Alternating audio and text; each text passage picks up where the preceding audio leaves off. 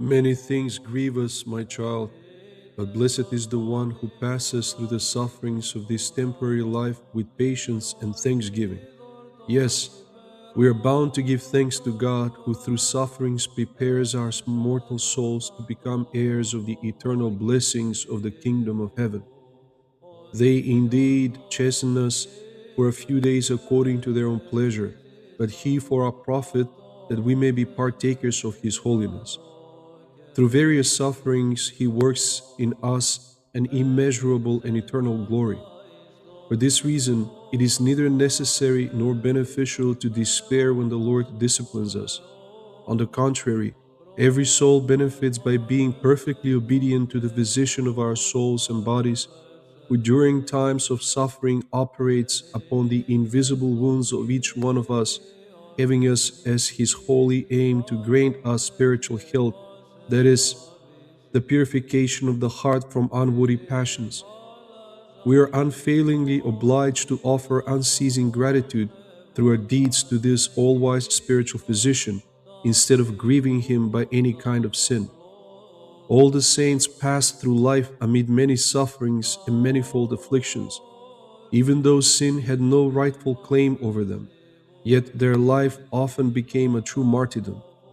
What justification shall we offer, we who have fallen into many sins and are bound by them, when we demand the right to pass through this life without pain and suffering?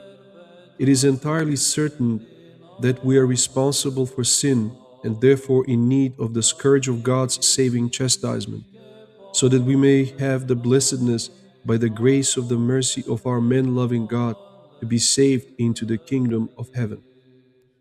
From His fervent visitations I know, my child, how greatly God loves you, just as I know it from your deep patience and your unceasing thanksgiving to the great physician, God.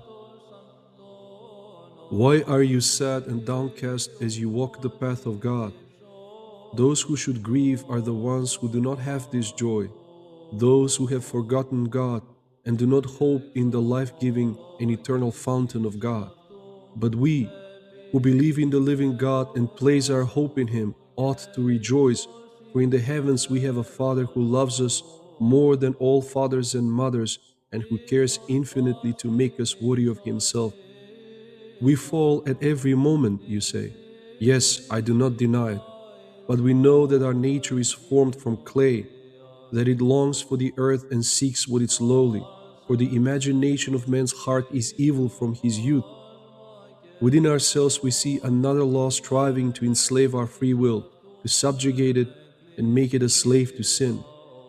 Yet in all this, our good intention triumphs.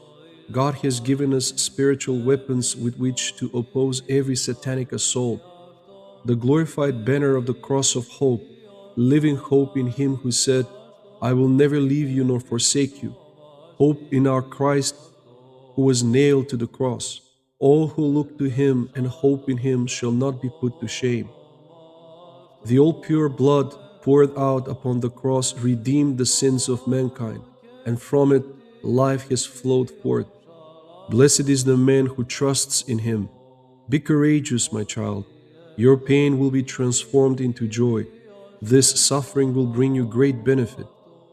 It surrounds you like an iron armor, so that the malicious arrows of attachment to earthly things cannot separate your mind from care for the heavenly and for your immortal soul. Pain will give way to joy, and joy to pain, as day gives way to night. Such is the path established by the Father of lights for those who are to be saved. What is needed is patience and hope. Engrave them deep within your heart, and everything opposed to them will be overcome. Bind yourself to sweet Jesus. Call upon Him in every affliction. Cast upon Him the care of all that grieves you, and He will do you good. So did Hannah, the mother of the prophet Samuel, who grieved because she was barren and fell before the Lord, pouring out her soul before Him as if in ecstasy. Her fervent prayer was not in vain. Who has ever hoped in God and be put to shame? Of course, this does not mean a blameworthy hope, but an active hope, that is, hope joined to spiritual striving according to our strength. Otherwise, It is not hope but mockery. May God deliver us from such deceitful hoping.